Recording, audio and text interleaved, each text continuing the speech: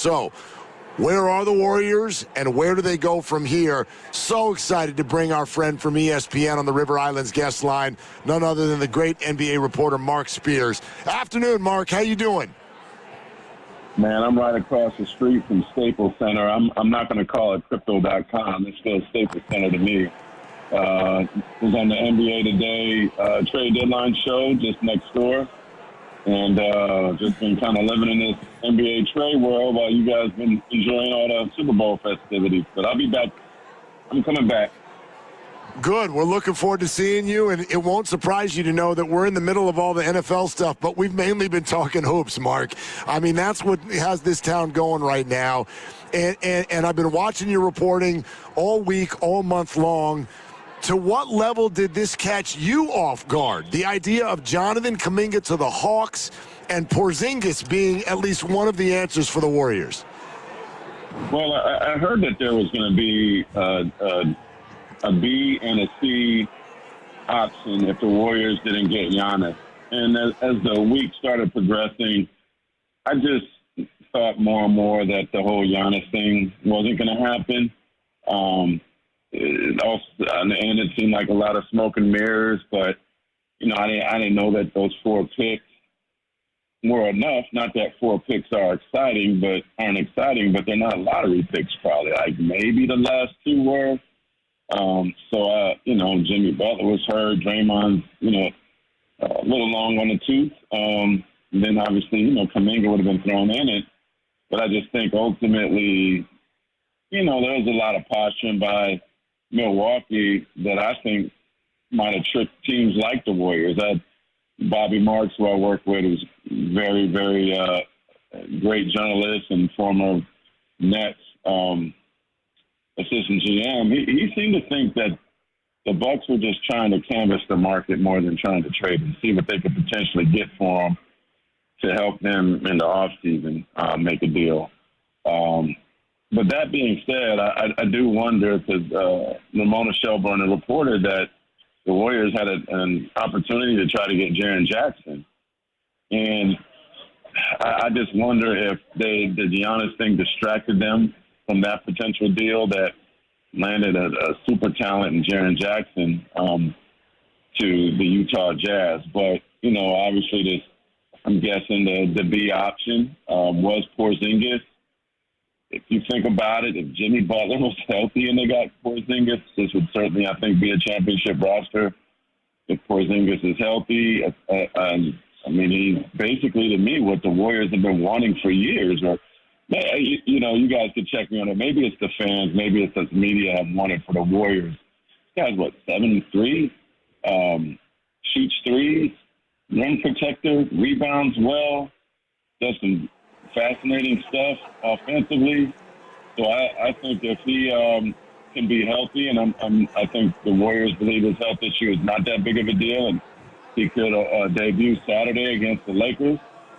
I think he, under the circumstances with Kuminga, still keeping Draymond Green was a very, very great addition. Yeah, and if Porzingis is healthy, it becomes really intriguing. But I'm really struck by what you said about Ramona's reporting, how the Warriors were interested in Jaren Jackson Jr., yet they didn't pull the trigger. Would they have been willing to part with the kind of picks we're talking about with Giannis? And did they balk at it because they were all in on waiting for the Greek Freak? Yeah, no, I think that's to be figured out, or maybe he'll go into the abyss where the Warriors don't, show their hand on what it truly was. But I think if you have to be honest with yourself, and they probably put Giannis ahead of Jaren and felt like they had a shot at it, or I would have put my chips in the Jaren pile. I'm a big Jaren Jackson fan. I think he would have fit in well. He fits that same mode in terms of the big that you want, who can shoot threes, block shots, rebounds. He has some foul trouble issues, but been an all-star. So I guess, we'll never truly know. But, that's the crazy thing about the trade deadline is, you got to pick a lane, man. You got to pick a lane. And you might think this object is shinier than the other object, but kind of like when Dibbs was a single dude, man. He had to, he had to be careful what direction he went, man, or he ended up empty-handed, you know? Yeah, too many times, Mark. I passed on 8s early, hoping for the 9 late, and wound up with nothing at the trade deadline. But no, we'll never know. But yeah. I understand if they put their attention on Giannis. I mean, you can't. As one of my buddies said, you can't ride all the rides. You got to pick a ride to go on. I like that too, Mark. We got some great analogies going on here. Marc Spears, ESPN, with us. Willard and Dibbs. Here's what I wonder, though, Mark. Was it all about not taking focus away from Giannis, or do you think the Jaren Jackson Jr. price was simply not what the Warriors wanted? Like, I've looked at this whole week and wondered, to what level are the Warriors actually committed to giving away their entire draft future? I think they put their chips into Giannis. They thought they had a shot at Giannis. And that's where I think their chips were. And you had to, I mean, so maybe in hindsight, if they knew that, you know, it was all a dream, right, then you could do things differently. But they must have really thought that they had an opportunity to get Giannis to do that. And I get it. I get it. If that's what it was, like, and also, who knows if Memphis liked their potential offer better than, you know, what they got from Utah too, right? Yeah, that's true. And I wonder about other teams, Mark. Yeah, we can't assume that people think those 4 picks were going to be great picks. Obviously, the next 2, I don't think they're going to be amazing. And then people will say, well, you know, the 230, 232, 2032, 2030. I mean, Steph and Draymond might be gone, but the way I look at it is, man, the Warriors are a brand now. The Warriors are a big market franchise. They're the most, they got more worth than any other franchise in the league. So now, I think because when you're a big market team like that, with a brand like that, a brand that's like the Cowboys, right? A Steelers, a Lakers, a Yankees. When you have that kind of brand, I think you always have the opportunity to reload. Now, we'll see if that rings true when Steph, you know, hangs up his shoes, which will be a sad day in the Bay. We might have lost Mark there for a second. Oh, there you are. Sorry, we lost you for a second. Mark, go ahead. No, I said, you know, we'll see what it's like when Steph retires, which will be sad in the Bay. Yep. But ultimately, I think that because of the brand, they'll be able to figure something out later, with or without Steph. And I can't see them, even when Steph is gone, them being one of the doldrums of the league because of the brand. Well, Mark, what about even before Steph leaves? I think this is what fans today are maybe having a hard time with is, what does this mean for the remainder of Steph's career? What are the paths? What are the possibilities that sit there right now beyond this year? Well, the painful thing is fans and they have to be real about Jimmy Butler getting hurt. If Jimmy Butler wasn't hurt and then you have Porzingis, then we're having a much different conversation. When you have somebody like that hurt that makes like $50 million, that's a huge damage to your Ferrari. You just basically lost a wheel. And they're going to have to wait to get him back. They didn't trade him. So I think they're optimistic that he would be back next season, and maybe you get Porzingis at a lesser price. There'll be a couple guys available on the free agent market, like I say, Cam Thomas, who I think would be an electric scorer off the bench for the Warriors, or, Lonzo Ball is going to be available. But, Mike Conley, but nobody that's going to, really turn the needle. So the one thing is we've seen, and I thought Jimmy was struggling, injury-prone, injured in the playoffs last year. Steph Curry is still Steph Curry, man. And if you got some good talent around him, you still got Steph Curry. So I'm not going to say that it's not a formidable team, but I'll tell you what, a lot will be riding on Porzingis to do something special. And I don't know if he has that in him, but he certainly has the talent to do that.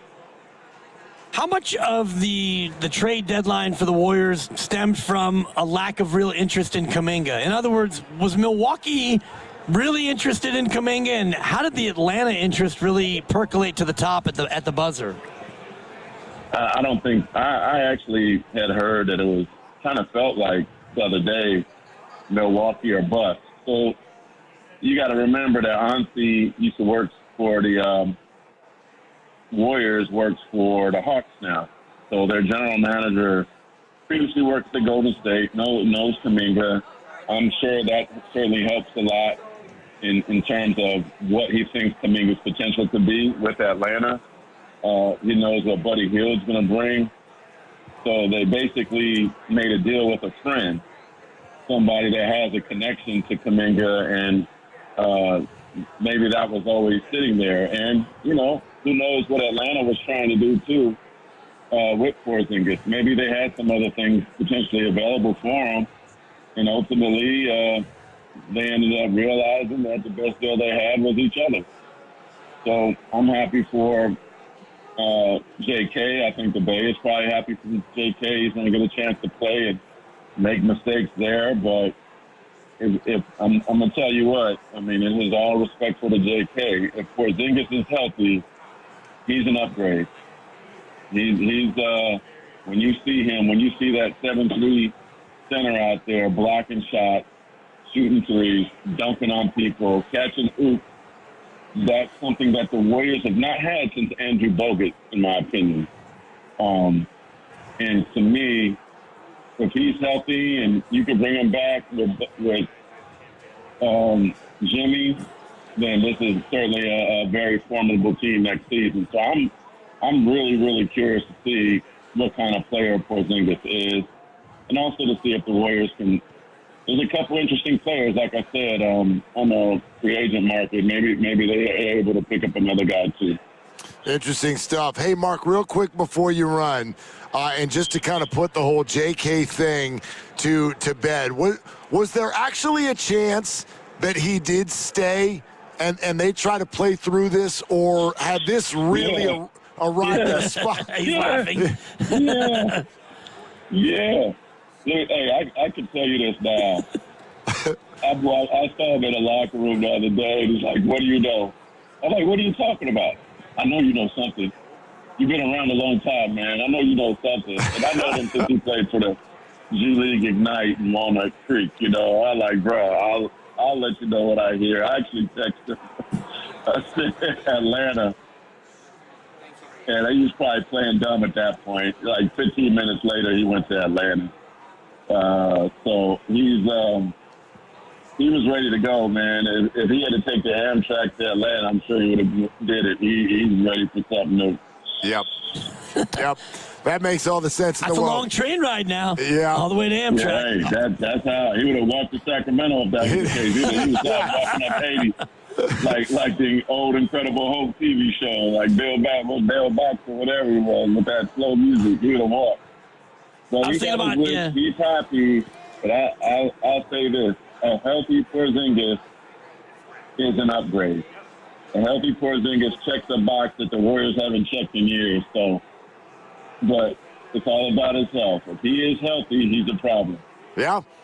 Oof. That's going to be something that Warrior fans are going to have to work themselves to. But go on Google, go on YouTube, go watch his mixtape if you're not too familiar. The dude is 7'3". Like he's like a video game character. You'll see him in person soon and Chase. You'll see what I mean. He's unique. They call him the unicorn for a reason. But the unicorn got to get his legs fixed. You know what I mean? He got to be able to run. No question. Marc, great stuff. Thanks so much for spending some time with us, man. We can't wait to see you up here again soon. All right, please. All right, there he goes. Marc Spears, ESPN, tapped in, dialed in. JK would have walked to Atlanta to get out of here.